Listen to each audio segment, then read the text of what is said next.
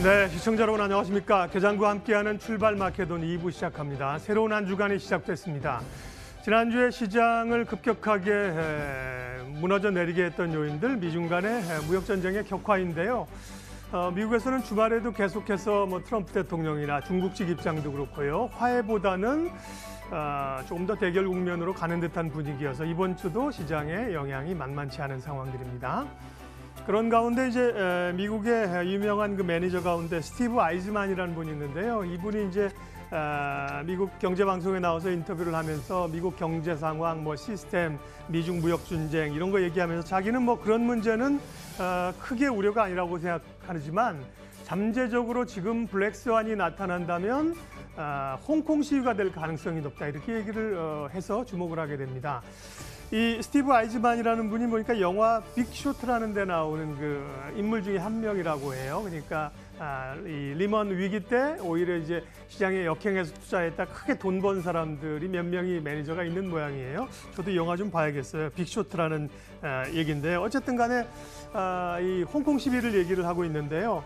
홍콩 시위가 이제 지금 10주째 진행이 되고 있는 상황입니다. 뉴스를 통해서도 이제 계속 그 상황들을 들으실 텐데요. 이제 지금까지 상황들을 보게 되면 더 격화될 가능성이 있고요. 그리고 시위가 격화되면 결국은 미중 무역 협상에 영향을 주게 되고 세계 경제에 실질적인 영향을 줄 수 있다고 해서 블랙스완 얘기를 했습니다. 블랙스완은 아시겠지만 그 나심 탈렙이 한 얘기입니다. 블랙스완이라는 책에서 2008년 금융위기를 정확하게 예언하면서 나타날 가능성은 대단히 희박하지만 한번 그 사건이 터지게 되면 엄청난 파장을 주는 게 블랙스완입니다. 그런 점에서는 사실은 홍콩 시위를 블랙스완에 비교한 건 조금 차이는 있습니다. 이거는 이제 지금 이미 눈에 나타났잖아요. 어느 정도는 알고 있기 때문에 예측 불가능하다는 거는 블랙스완이지만 사실은 일어날 가능성이 매우 적은, 꿈에도 생각하지 않은 문제는 아닙니다. 이미 나타난 문제지만 어쨌든 간에 이제 홍콩 시위가 좀 불안정하다는 건데요. 글쎄요, 중국 정부의 입장이 모호하네요. 보면은 이 주말 사이에 있었던 다오이다오 회의에서 중국의 원로들은 강경 진압하지 말라고 얘기를 했다는 측면도 있고, 또 회의 끝나고 중국에서 나오는 입장을 보면 우리가 이전에 청나라 때 영국에게 홍콩을 넘겨줄 당시에 1842년에 우리 중국이 아니다 이런 입장들을 강경하게 내세우고 있기 때문에요. 소위 이제 이렇게 블랙스완을 걱정하는 분들은 1989년에 천안문 사태를 기억하는 거거든요. 그때 사실은 무역 진압하면서 500명 이상이 죽었습니다. 1000명 이상의 사상자를 낸 상황인데요.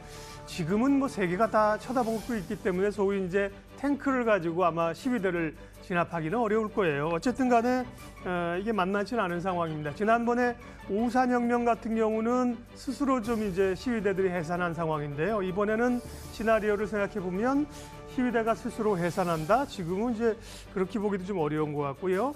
캐리람 장관을 경질하면서 시위대와 좀 협상을 한다. 이 정도. 근데 중국 정부가 그 정도까지도 양보를 하지 않으려고 할 겁니다. 그렇다면은 이제 무력 진압인데 거기에도 부담이 있고 어쨌든 간에 우리도 가까운 나라이고 투자자 입장에서는 블랙스완까지는 될지 모르겠으나 홍콩 상황들 그리고 또 이런 정말 어떤 액션이 나왔을 때 거기에 대해서 미리 좀 생각하고 있는 것과 생각하지 않고 놀라는 건 다르거든요. 예, 홍콩 시위도 좀 신경 쓰이는 부분입니다. 한번 좀 생각해 보시면 좋겠고요. 자, 이번 주 오늘 시장은 또 어떻게 대응해야 될지 출발 마케돈 2부 시작하겠습니다.